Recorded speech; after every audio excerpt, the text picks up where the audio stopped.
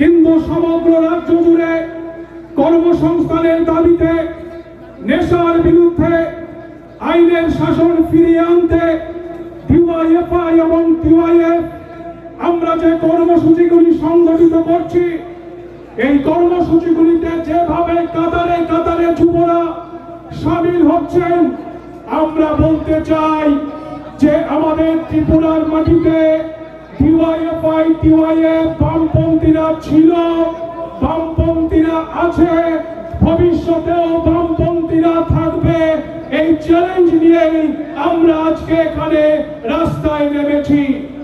বন্ধুগণ, যে 3 দফা দাবিতে আমাদের লড়াই, আমরা রাজ্য সরকারের কাছে নতুন কোনো দাবি করছি না।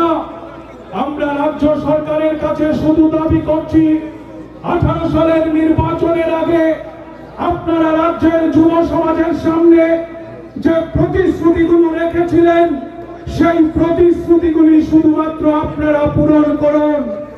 18 নির্বাচনের আগে আমরা বিজেপি দলের নেতাদের রাজ্য ঘুরে ঘুরে প্রচার করতে দেখেছিলাম যে যদি আমাদের রাজ্যে ডাবল ইঞ্জিনের সরকার তৈরি হয়, তাহলে ঘরে ঘরে রোজগারের ব্যবস্থা হবে।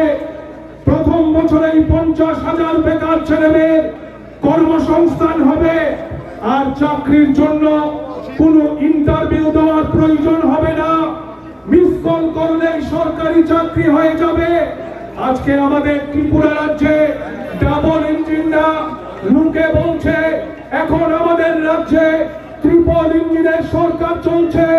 আর এই ট্রিপল ইঞ্জিনের সরকারে আমরা দেখছি বিধানসভার মধ্যে তথ্য পরিসংখ্যান প্রকাশিত হয়েছে। রাজ্য সরকারের বিভিন্ন দপ্তরগুলোতে 50,000-এর বেশি শূন্যপদ খালি। এই শূন্যপদগুলোতে নিয়োগ নেই, নিয়োগ বন্ধ হয়ে আছে। আপনারা জানেন আমাদের রাজ্যের সরকারি হাসপাতালগুলোতে চিকিৎসকের সংকট, স্বাস্থ্যকর্মীর সংকট, নার্সের সংকট, বিদ্যালয়গুলোতে পড়াশোনা লাটে উঠেছে। ছেলেমেয়েদের পড়াশোনা ভবিষ্যৎ আজকে অন্ধকারে ধাবিত হচ্ছে, কারণ স্কুলগুলোতে শিক্ষক নেই, সরকারি অফিসগুলোতে কর্মচারী নেই, মানুষ পরিষেবা থেকে বঞ্চিত হচ্ছে। এবং এই সময়ে পরিসংখ্যান হচ্ছে, আমার বক্তব্য না, সরকারি পরিসংখ্যান হচ্ছে আমাদের রাজ্যে বিজেপি সরকার ক্ষমতায় আসার পর 56,000 কর্মচারীর সংখ্যা কমে গেছে।